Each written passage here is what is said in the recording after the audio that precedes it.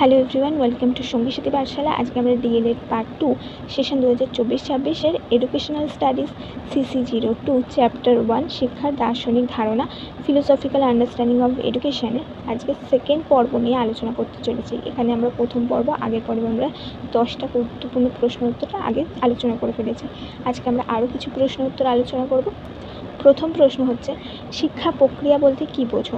শিক্ষা প্রক্রিয়া হলো জ্ঞান, দক্ষতা, অভিজ্ঞতা, চারিত্রিক গুণাবলী এবং মূল্যবোধ অর্জনের একটি পদ্ধতি এবং জীবনব্যাপী প্রক্রিয়া, যা ব্যক্তির অন্তর্নিহিত সম্ভাবনার পরিপূর্ণ বিকাশ ঘটিয়ে তাকে সমাজের একজন উৎপাদনশীল সদস্য হিসেবে প্রতিষ্ঠা করে। শিক্ষা প্রক্রিয়া হলো কি, যে তোমার মধ্যেকার যে সুপ্ত সম্ভাবনাগুলি আছে, বিশেষ প্রক্রিয়ার মাধ্যমে সেগুলিকে সাবলীলভাবে সকলের সামনে প্রকাশিত হতে সাহায্য করা। শিক্ষা প্রক্রিয়াকে কয় ভাগে ভাগ করা হয়েছে? কী কী? শিক্ষা প্রক্রিয়ার বিভিন্ন প্রক্রিয়াগুলির নাম। মানব সমাজ নিজের প্রয়োজনে শিক্ষা প্রক্রিয়া চালু করেছে। বিভিন্ন কারণে শিক্ষা প্রক্রিয়া বিভিন্ন রূপ নেয়। এই শিক্ষা প্রক্রিয়ার বিভিন্ন রূপের মধ্যে তিনটি আমাদের কাছে বিশেষ আলোচিত। এগুলি হলো অনিয়ন্ত্রিত বা অপ্রথাগত শিক্ষা প্রক্রিয়া, নিয়ন্ত্রিত বা প্রথাগত শিক্ষা প্রক্রিয়া এবং নিয়ম বহির্ভূত বা প্রথা বহির্ভূত শিক্ষা প্রক্রিয়া। অনিয়ন্ত্রিত শিক্ষা প্রক্রিয়া বলতে কী বোঝায়? সাধারণভাবে বিদ্যালয়ের নিয়ন্ত্রিত পরিবেশের বাইরে কোনো রকমের পূর্ব নির্ধারিত রীতিনীতি অনুষ্ঠান ছাড়াই শিক্ষার্থীরা যে ধরনের শিক্ষা লাভ করে তাকে অনিয়ন্ত্রিত শিক্ষা প্রক্রিয়া বলে। এটি একদিকে নিয়ন্ত্রিত শিক্ষা এবং নিয়ম বহির্ভূত শিক্ষা থেকে আলাদা, তবে এই দুয়ের পরিপূরক। এই শিক্ষায় শিক্ষার্থী তার পরিবারের বিভিন্ন সদস্য, আত্মীয় স্বজন, সমাজ, বিশ্বপ্রকৃতি প্রভৃতি উৎস থেকে প্রাত্যহিক জীবনে চলার মধ্যে দিয়ে প্রয়োজনীয় অভিজ্ঞতা অর্জন করতে থাকে এবং শেখে। অনিয়ন্ত্রিত শিক্ষা প্রতিষ্ঠানের উদাহরণ। অনিয়ন্ত্রিত শিক্ষা প্রতিষ্ঠানের প্রধান উদাহরণ হলো পরিবার, এরপরে সমাজ, বিভিন্ন সামাজিক প্রতিষ্ঠান, কমিউনিটি, ক্লাব, ধর্মীয় প্রতিষ্ঠান, সভা সমিতি, খেলার মাঠ, বিভিন্ন গণমাধ্যম ইত্যাদি। নিয়ন্ত্রিত শিক্ষা প্রক্রিয়া বলতে কী বোঝো?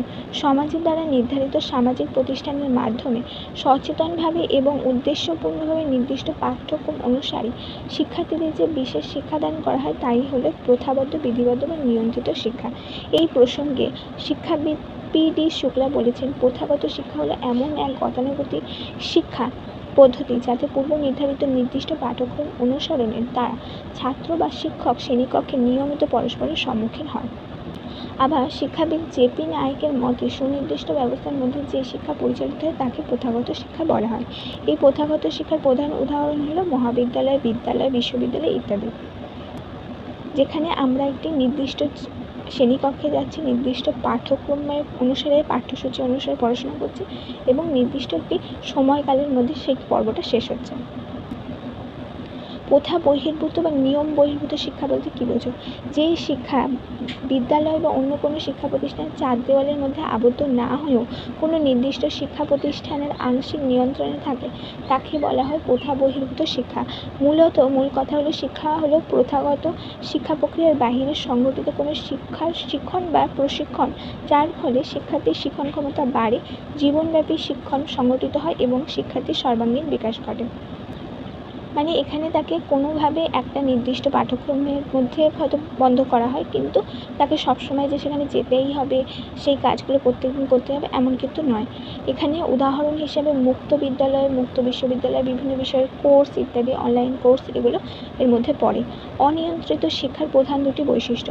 অনিয়ন্ত্রিত শিক্ষার গুরুত্বপূর্ণ বৈশিষ্ট্যগুলি হলো: অনিয়ন্ত্রিত শিক্ষা নিয়ন্ত্রণহীন। এই শিক্ষার কোনো প্রকারের প্রথা থাকে না। শিক্ষার প্রধান চারটি উপাদানের মধ্যে কেবলমাত্র শিক্ষার্থী এখানে প্রধান গুরুত্ব পায়। অনিয়ন্ত্রিত শিক্ষায় নির্দিষ্ট কোনো শিক্ষক থাকে না। শিক্ষার্থী প্রকৃতি, পরিবেশ এবং বিভিন্ন সামাজিক সংস্থা থেকে বিভিন্ন পরিস্থিতি অনুসারে জ্ঞান অর্জন করে থাকে নিজের অভিজ্ঞতা অর্জনের মধ্যে দিয়ে। 3. অনিয়ন্ত্রিত শিক্ষায় শিক্ষার্থী বিভিন্ন বিষয় সম্বন্ধে প্রাসঙ্গিক জ্ঞান লাভ করে। এতে শিক্ষার্থী নিজের ইচ্ছা ও প্রয়োজন মতো জ্ঞান অভিজ্ঞতা অর্জন করতে পারে।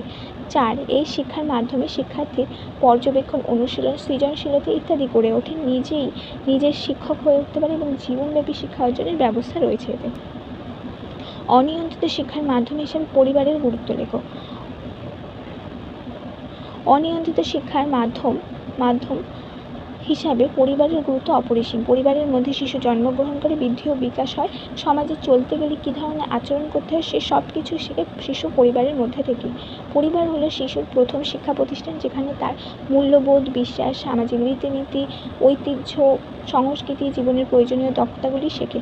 এটি সামাজিকীকরণ, আচরণ এবং সম্পর্কের ভিত্তি স্থাপন করে, যা ব্যক্তির সামগ্রিক জীবন ও বিকাশে গুরুত্বপূর্ণ ভূমিকা রাখে।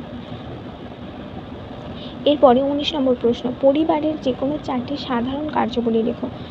দৈহিক নিরাপত্তা, অর্থাৎ পরিবার আমাদেরকে ছোটোবেলা থেকে দৈহিক নিরাপত্তা দিয়ে থাকে। জৈবিক চাহিদা, আমাদের খাদ্য, বাসস্থান, বস্ত্র ইত্যাদি জৈবিক চাহিদা পরিবার পূরণ করে।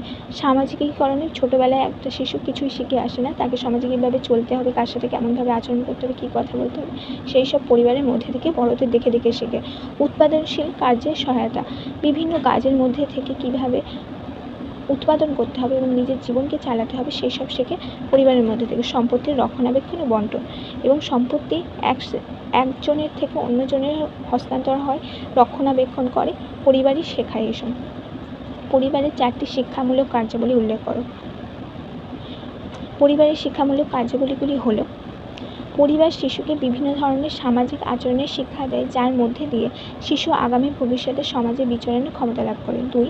পরিবার শিশুকে বিভিন্ন ধরনের সুঅভ্যাস গঠনে সাহায্য করে। এই সুঅভ্যাসগুলি পরবর্তীকালে শিশুকে সুনাগরিক হয়ে উঠতে সাহায্য করে। 3. পরিবারের মধ্যে থেকে শিশুর মধ্যে সাংস্কৃতিক চেতনা ও মূল্যবোধের বিকাশ ঘটে। পরিবারের মধ্যে থেকে শিশু সমাজ ও সংস্কৃতির গুণাবলী এবং মূল্যবোধের শিক্ষা পায়, সেই সম্মত আচরণ করতে শেখে। 4. পরিবার শিশুকে সামাজিক ঐতিহ্য সম্পর্কে পরিচিত করে এবং সেই ঐতিহ্য সংরক্ষণের শিক্ষা দেয়। এই ছিল তোমাদের গুরুত্বপূর্ণ আজকে 10টা প্রশ্ন, যেগুলো আমরা আজকে উল্লেখ করলাম তোমাদের ফার্স্ট চ্যাপ্টার থেকে, এবং আগের চ্যাপ্টারের প্রশ্নগুলো দেখে নেবে। এখান থেকে তোমাদের 7 নম্বরের, 2 নম্বরের, 1 নম্বরের প্রচুর প্রশ্ন এসে থাকে।